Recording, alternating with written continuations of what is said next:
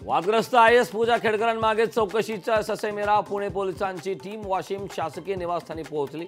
विविध मुद्द्यांवर प्रकरणांबाबत करणार चौकशी।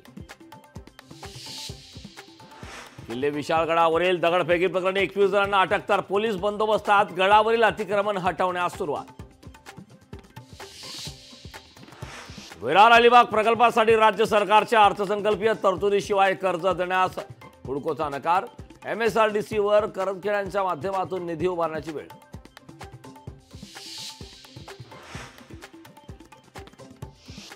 हर्षवर्धन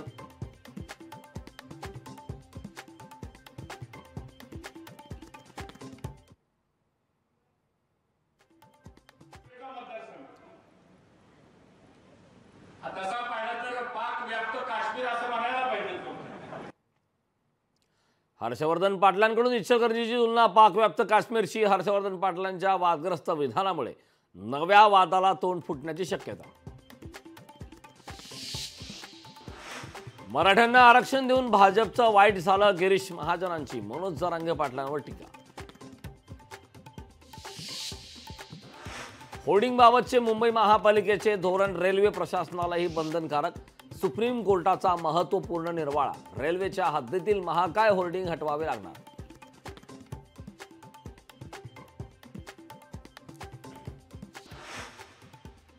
लोकसभा निवडणुकीनंतर आदित्य ठाकरेंचं मिशन विधानसभा। आदित्य ठाकरे पदाधिकाऱ्यांशी साधणार संवाद। नाना पटोलेंना मुख्यमंत्रीपदाचे वेध। नाना पटोलेंच्या गळ्यात भावी मुख्यमंत्रीपदाचा विणा। विठू माऊली नानांना पावणाऱ्याची उत्सुकता। शरद पवार 6 दिवस महाराष्ट्र दौऱ्यावर। पुण्यात उद्या शरद पवार यांचा बालगंधर्व मध्ये कार्यक्रम। विधानसभा निवडणुकीसाठी राष्ट्रवादी काँग्रेसची 288 जागांवर चाचपणी। अनौपचारिक गप्पांमध्ये प्रफुल्ल पटेल यांची माहिती। शेतकऱ्यांना पीक विमा भरण्यासाठी 31 जुलैपर्यंत वाढ। केंद्र सरकारकडून राज्यातील शेतकऱ्यांना दिलासा। 17 जुलैला मोहरम निमित्त राणीबाग खुली राहणार। सुट्टीच्या दिवशी पर्यटकांना बागेची सफर करता येणार।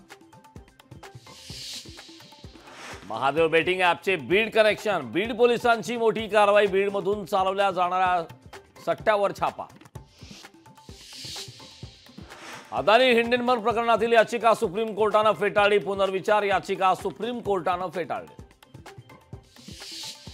नोएडामधील नैनिताल बँकेचा सर्व्हर हॅक। 16 कोटींहून अधिक रक्कम 89 खात्यांमध्ये ट्रान्सफर।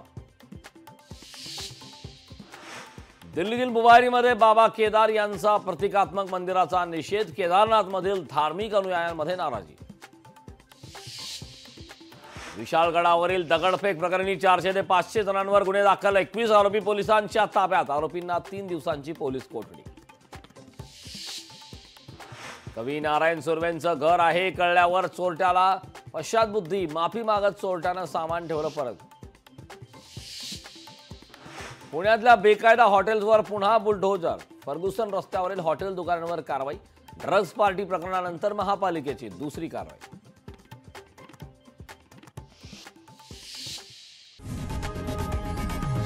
लोकशाही मराठी ऐका, पहा, जागरूक रहा।